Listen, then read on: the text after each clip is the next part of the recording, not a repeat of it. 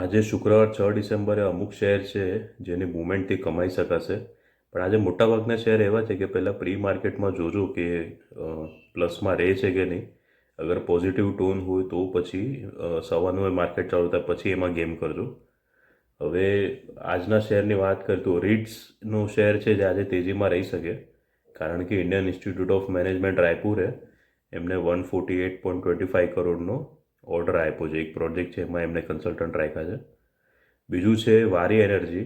આમાં પહેલાં પ્રી માર્કેટમાં જોજો, કારણ કે એમનું જે ગુજરાતનું ચીખલી છે એમાં એમનો એક પ્લાન્ટ છે, મોડ્યુલ મેન્યુફેક્ચરિંગ પ્લાન્ટ.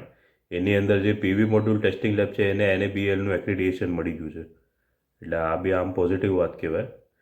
અને ત્રીજું છે કેનેરા બેંક.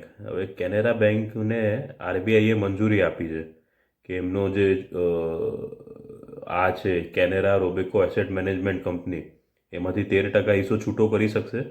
અને Canara HSBC life insurance company આમાંથી 14.5% હિસ્સો છૂટો કરી શકશે. પણ આ હિસ્સો એ IPOના માધ્યમે જ છૂટો કરી શકશે. એટલે આજે જો મીડિયામાં એવા રિપોર્ટ આવે પોઝિટિવ રીતે કે હવે આ બેના બે IPO આવશે આમ તેમ, તો એના હાઈપથી કેનેરા બેંકનો શેર ભાવ આજે વધી શકે. એટલે આ એક પોઝિટિવ થઈ શકે. અને થોડા ટાઈમ પહેલાં જે લિસ્ટ થઈ હતી એફકોન ઇન્ફ્રાસ્ટ્રક્ચર, એમણે એક અપડેટ આપ્યું છે કે એમની પાસે જે દિલ્હી મેટ્રો ફેઝ 4 પ્રોજેક્ટનું અમુક કામકાજ હતું એમાં જે સૌથી લાંબી ટનલિંગનું કામ હતું એ એમણે પૂરું કરી નાખ્યું છે. એટલે આ શેરમાં બી પહેલાં પ્રી માર્કેટમાં જોજો, કદાચ પોઝિટિવ ઓલું રહે તો શેરની આજે જે લેવલ છે એવરેજ કરતાં વધારે રહી શકે. પછી એક છે શ્રીરામ પિસ્તોન્સ એન્ડ ડ્રિંક્સ.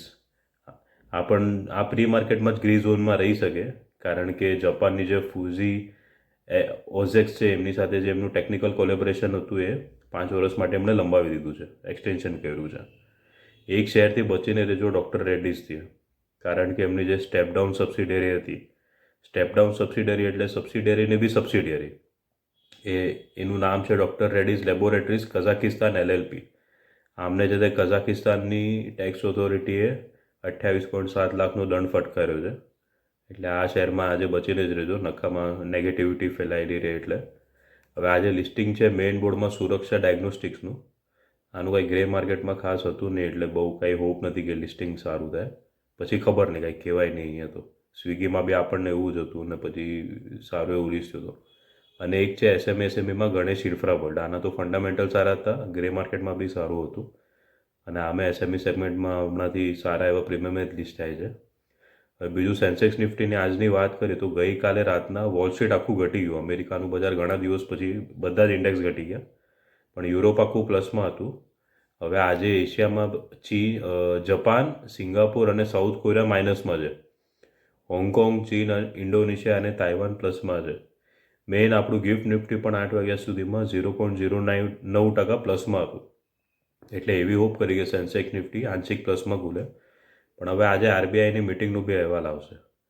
એટલે હવે એ વ્યાજદરનો શું નિર્ણય લેશે અને આપણા જે ગવર્નર છે RBIના શક્તિકાંત દાસ, એ બી શું કોમેન્ટ કરે છે ઇન્ફ્લેશન માટે ને એ બધા માટે, તો એની અસર બી શેરબજાર ઉપર જોવા પડી શકે. એટલે આજે થોડું સાવચેત રહેવું છે ઇન્ટ્રાડે ટ્રેડર છે એ લોકોએ.